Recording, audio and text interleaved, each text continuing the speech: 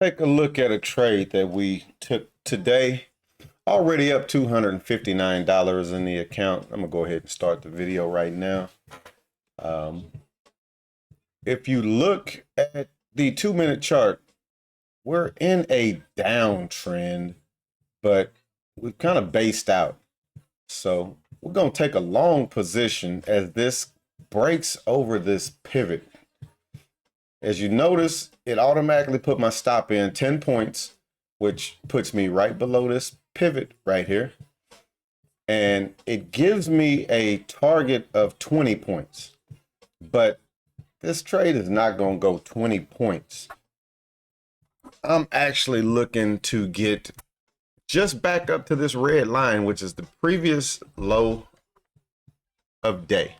So this was yesterday's previous low. And this is basically where I am trying to trade this play back up to.